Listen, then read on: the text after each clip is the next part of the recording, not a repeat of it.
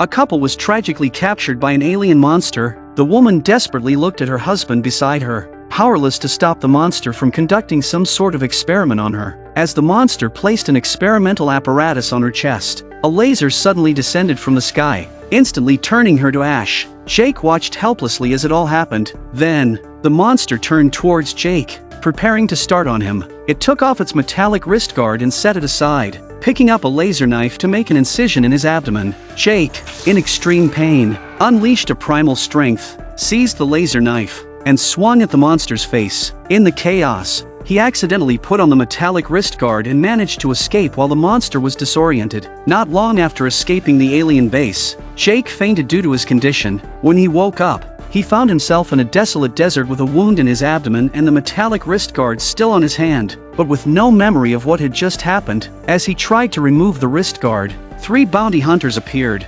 mistaking him for an escaped convict due to his wound and wrist guard, and prepared to take him away for the bounty. Jake immediately fought back, defeated all 3, donned their clothes, rode to a nearby town, and with the help of a priest, treated his wound. Just then, a bullet flew into the church, startling Jake and the priest. It turned out to be Percy causing trouble again, bullying residents and merchants because his father virtually ruled the town. Not only did he refuse to pay for his drinks at the bar, but he also fired his gun recklessly. The bar owner complained a few times before he was threatened at gunpoint to kneel down and apologize. The priest immediately intervened to help the owner. When Percy comes to Jake while collecting protection money from onlookers, he delivers Percy's fatal blow. Enraged, Percy aimed his gun at Jake, who walked away uninterested. Percy attempted a warning shot but accidentally hit the deputy sheriff nearby. The sheriff, who arrived just in time, wouldn't let the attack on a police officer go unpunished, so the troublemaker Percy was taken back to the station. Jake's actions caught the attention of a woman. As he was drinking at the bar, Ella approached him, seemingly interested in the wrist guard on his hand. Just then, Jake sensed a killing intent behind him, only to find the sheriff had returned. After taking Percy back to the station, the sheriff discovered Jake was a high-profile fugitive and returned to arrest him as well. The sheriff decided to hand over both Percy and Jake to the federal police and planned to move out overnight to prevent Percy's father from intervening. Just as they were about to leave, Percy's father, Woodrow, arrived with his men, demanding his son's release, which the sheriff refused. As the standoff continued, people were shocked by something rapidly approaching from the distance, and Jake's wrist guard started flashing. An unidentified flying object quickly reached the town and began bombing it, causing chaos. People tried to flee, but the craft emitted ropes to capture them indiscriminately. An ordinary pistol would do nothing against it. The sheriff attempted a rescue but was captured by the craft. Jake's wrist guard reacted again, its appearance changing drastically.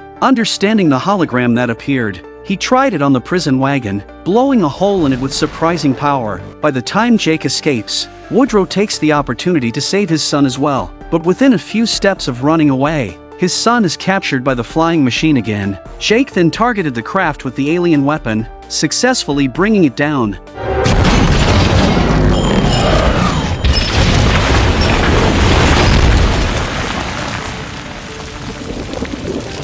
From the peculiar shape of the craft, it was obvious that it was not a product of Earth, but an alien ship. Just as the crowd gathered around the airship to discuss it, there was a sudden scream from the house off to the side, accompanied by horrible hisses and gunshots, and the people inside died instantly and horribly. Then the monster rushed out of the house and disappeared in a flash, leaving only a huge footprint. Apparently, the monster and the ship were in cahoots. Even the direction of escape was the same. To save those captured, the townspeople decided to set aside their differences and unite to pursue the alien creature. They set out following the creature's tracks early the next day. However, Jake decided not to join them, recalling the way home despite his temporary amnesia. Returning to his familiar home, Jake regained some of his lost memories. He remembered being attacked by the alien creature after bringing gold coins home, which not only took the coins but also captured him and his wife for experiments. Realizing those captured would face the same fate, Jake decided to join the search for the monster. Their search continued into the evening without sighting the creature, and a sudden heavy rain erased its tracks. Just then,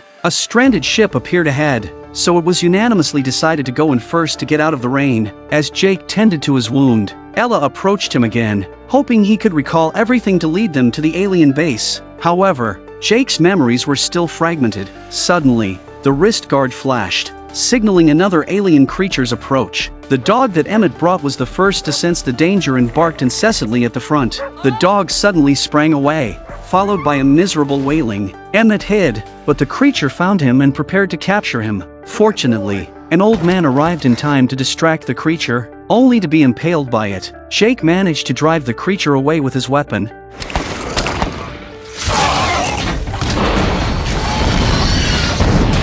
But the old man lost his life. After burying the old man, the group continued their pursuit, only to encounter bandits. As they chase each other, the alien ship joins the melee, and after a furious bombardment, the ship begins capturing people again. This time, even Ella didn't escape. Jake chased after the craft, boarded it, and used his wrist weapon to bring it down over a river, narrowly escaping with their lives.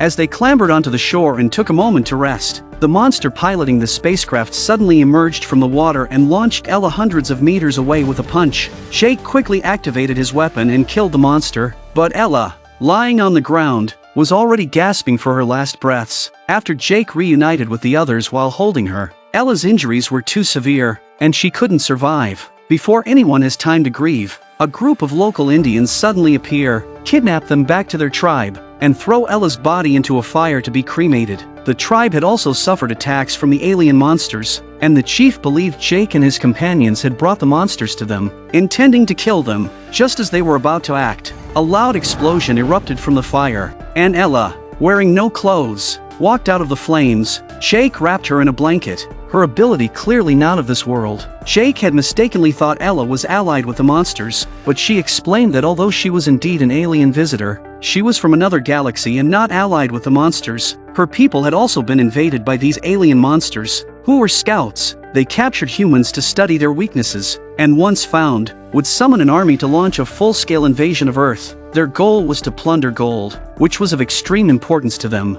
Ella had come to Earth to offer help and prevent the same tragedy from happening. Now, they urgently needed to locate the alien base, and Jake, the only person to have escaped from it, was hoped to recover his memory soon. Hearing this, the chief offered help and brewed a herbal concoction for Jake, which remarkably helped him recall certain images and successfully lock onto the location of the alien base. By daylight, they found the alien base but were at a loss on how to attack this massive structure. Given the advanced technology of the alien monsters, their only advantage was the alien weapon in Jake's possession, but even then, they were understaffed. While discussing strategies, they turned to find Jake had already left on horseback, not to flee but to seek assistance, targeting the bandits who had robbed them earlier. These bandits were only after money, and the alien base was sure to contain endless gold. Using gold as bait, Jake successfully convinced the group of miscreants to join them. Seeing Jake return with a large force, everyone's confidence soared, and they immediately split up to act. The chief led the tribe to occupy the high ground. Then Jake and a few others infiltrated the alien base, placed bombs, and successfully detonated them, destroying several alien spacecraft. However, this action thoroughly enraged the alien monsters, which attacked in a swarm, and the charged squad, which had been ready for a long time, met the battle head-on. Led by Woodrow, the Indian tribes on the higher ground, though backwardly armed, were putting out as much frantic output as they could. But the monsters were not only physically formidable, their weaponry was excessively advanced. Direct confrontation seemed utterly hopeless. Their only hope now rested on Jake. At that moment, Jake and Ella, using the same secret passage they had escaped through before, entered the heart of the base, where the alien monsters were using advanced technology to continuously refine gold from beneath the ground. Delving deeper, they finally discovered the captured humans, who stared blankly at a glowing object above, seemingly trapped in some sort of hallucination. Jake, out of curiosity, glanced at it and was instantly frozen in place. Ella shot the glowing object, shattering it, and in doing so, not only freed Jake but also rescued the others. However, as Ella was about to untie them, the roaring of monsters filled their ears, and countless beasts attacked them in a frenzy. To buy Ella time to save the people, Jake chose to confront them, relying on the alien technology on his wrist and his flawless marksmanship. He managed to hold off the monsters' frenzied assault.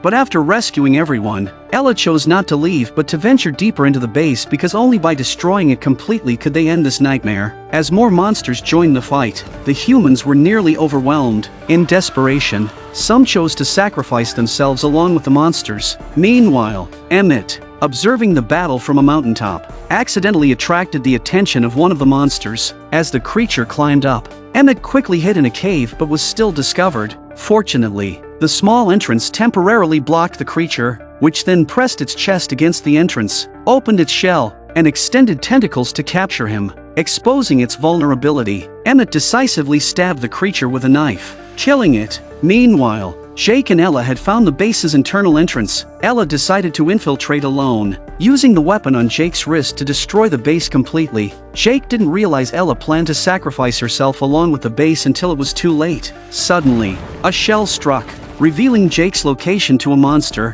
which launched a ferocious attack.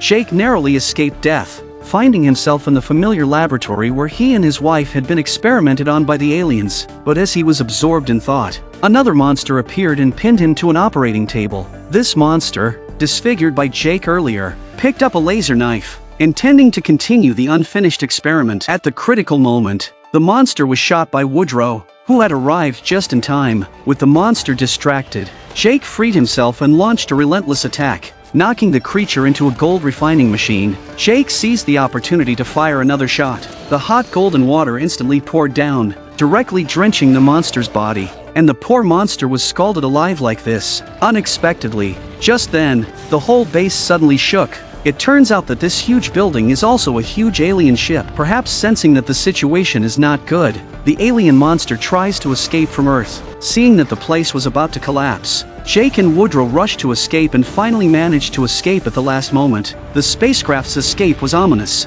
as its return could spell Earth's destruction. Fortunately, Ella had reached the spacecraft's core and activated the alien weapon's self-destruct system.